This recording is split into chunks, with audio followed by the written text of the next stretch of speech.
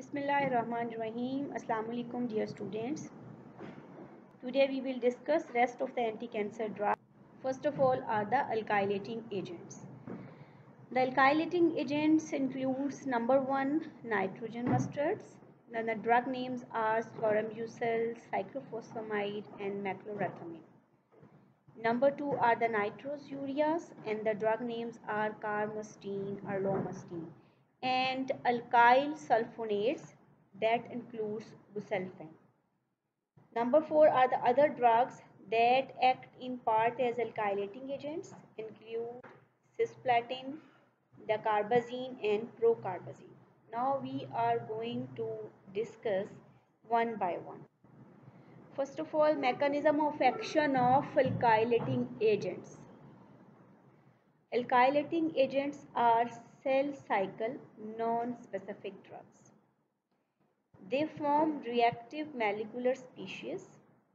These reactive molecular species alkylate the nucleophilic groups on the DNA basis, particularly the base that is present on N7 position of guanine.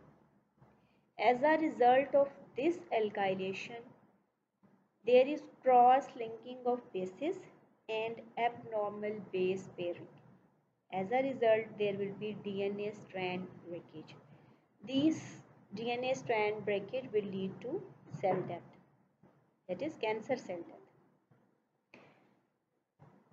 I have told you different mechanisms for the anti-cancer drugs. With alkylating agents, the resistance to the drug occurs through increased DNA repair.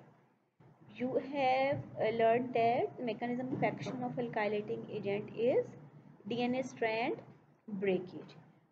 But if anti-cancer drugs start repairing its DNA, then resistance can develop. Similarly, second mechanism of resistance developing is decreased drug permeability. And number 3 mechanism is production of trapping agents such as thiols. Through these 3 mechanisms, the drugs can develop mechanism of resistance. Now come the first drug, that is cyclophosphamide. Cyclophosphamide is the alkylating agent. Its hepatic cytochrome P450 mediated biotransformation of cyclophosphamide is needed for anti-tumor activity. I mean to say that we have to activate it through biotransformation that occurs through hepatic cytochrome 450.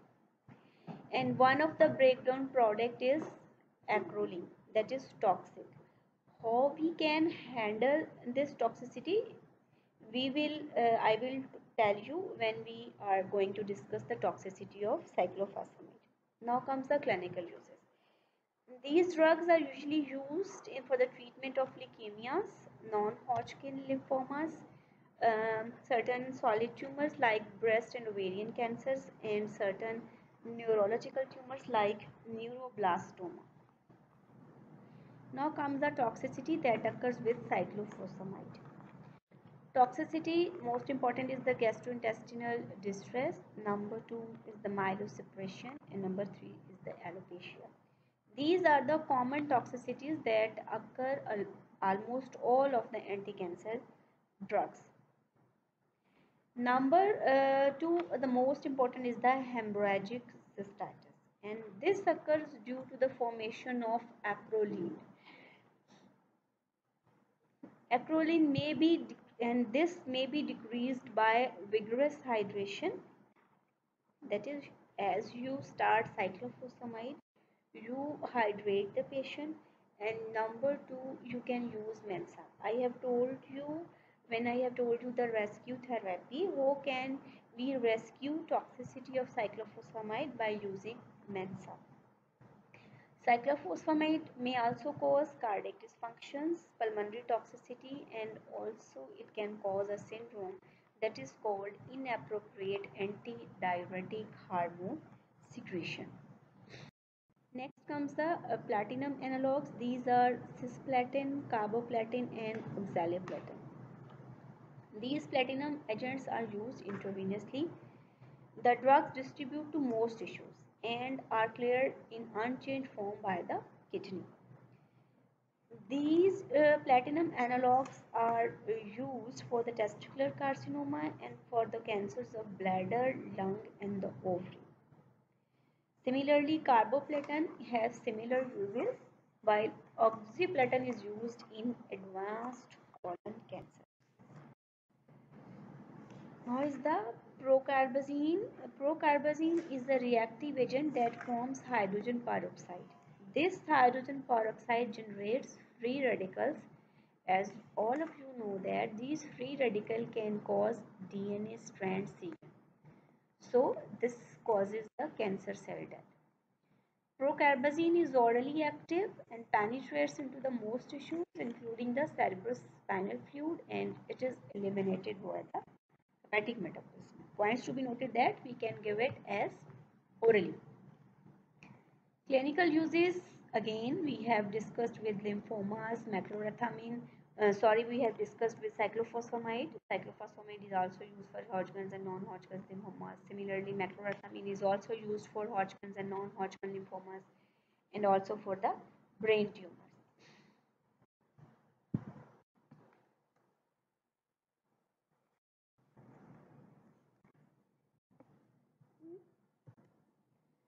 The drug is leukemogenic. Now comes the antimetabolites. The antimetabolites are structurally similar to the endogenous compounds. This is very important. These are structurally similar to the endogenous compounds that are present in your body, and they are antagonists of folic acid, like methotrexate. What is methotrexate? Methotrexate is anti-cancer drug and it is antagonist of folic acid, and it comes under the heading of antimetabolites. Similarly, certain are purines that are purine analogs. They are mercaptopurine, mercaptopurine, and thioguanine. Certain drugs are pyrimidine analogs, and under this heading the drug comes are the fluorouracil, cytarabine, and gemcitabine. These anti-metabolites are cell cycle specific drugs, and they are acting primarily in the S phase of the cell cycle.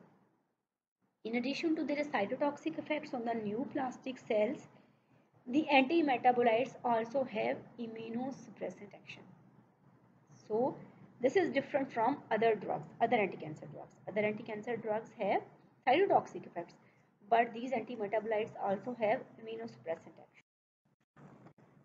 Now is the methotrexate. Methotrexate is an antimetabolite, and what is this? It is a natural analog of folic acid, and it is folic acid antagonist. So methotrexate is an inhibitor of dihydrofolate reductase. It is an enzyme that is responsible for the formation of folic acid. This action leads to decrease in the synthesis of thymidylate, purines, and amino acids. And you know that these are the basic things for the synthesis of DNA. If they are not present, there will be no synthesis of the DNA. Thus, they interfere with the nucleic acid and the protein metabolism. The formation of polyglutamate derivatives of methotrexate appears to be important for their cytotoxic action. Tumor cell resistance mechanisms include number 1, decreased drug accumulation. I have already told you. Number 2, changes in the drug sensitivity or activity of the dihydrofolate reductase. Number 3 may be the decreased formation of polyglutamates. All of these 3 can lead to tumor cell resistance. Methotrexate can be given orally as well as intravenously, and it has a good tissue distribution except to the CNS. Methotrexate is not metabolized and its clearance is dependent on renal function. Adequate hydration is needed to prevent crystallization in renal tubules. Again, I have told you with cyclophosphamide, if you are going to give cyclophosphamide, you should hydrate the patients. Similar is with methotrexate. If you are going to give patient methotrexate, please do adequate hydration to prevent crystallization in the renal tubule.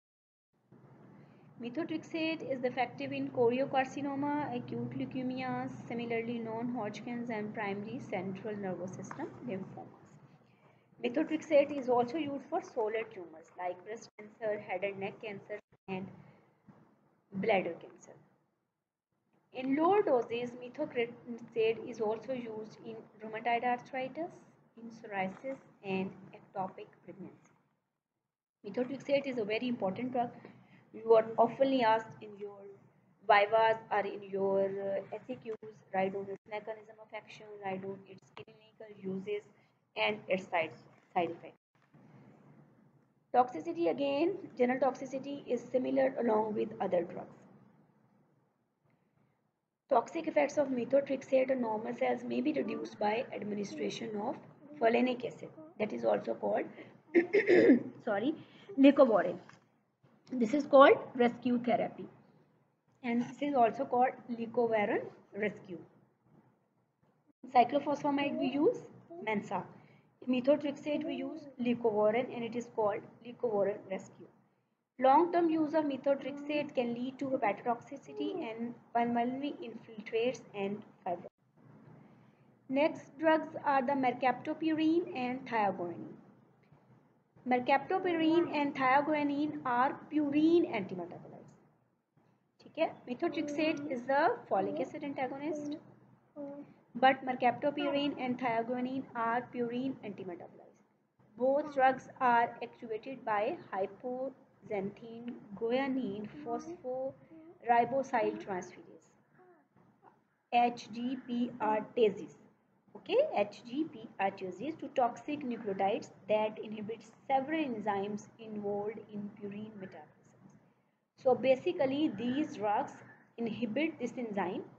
As a result of inhibition of this enzyme, there will be no purine formation, purine metabolism, there will be no DNA protein synthesis that will lead to cell death. Resistance usually develop decreased activity of this enzyme, or there may be increased their production of alkaline phosphatases that inactivate the toxic nucleus. Mercaptopurine and thiaguanine have low oral bioavailability because of the first pass metabolism by hepatic enzymes. The metabolism of 6-mercaptopurine by xanthine oxidase is inhibited by the xanthine oxidase, that is also inhibitor of allopurinol and fiboxate. These drugs are usually used mainly in the acute leukemias and chronic myelocytic leukemia. Toxicity, same, that is bone marrow depression and gastrointestinal distress, hepatic dysfunction that may include cholestasis, jaundice, and necrosis. Next drug is 5-fluorouracil. It is also an antimetabolite. It is converted in the cells to 5-FDUMP, which inhibits the enzyme that is thymidylate synthase and leads to thymidylase death of cells. Incorporation of this FDUMP into DNA inhibits DNA synthesis and function, while incorporation of this 5-fluorouridine FUTP and another 5-fluoro metabolite into RNA interferes with RNA processing and function. So basically 5-fluorouracil causes inhibition of DNA and RNA synthesis that leads to cell death. Resistance developed due to decreased activation of 5-fluorouracil or increased thymidylate synthase activity or reduced drug sensitivity of this enzyme. It is given intravenously and it is widely distributed all of the tissues including the cerebrospinal fluid. Elimination is mainly by the metabolism. 5-fluorouracil is used in the bladder, breast and colon, anal and head, neck, liver and ovarian cancers. This drug is used topically for keratosis and superficial basal cell carcinoma.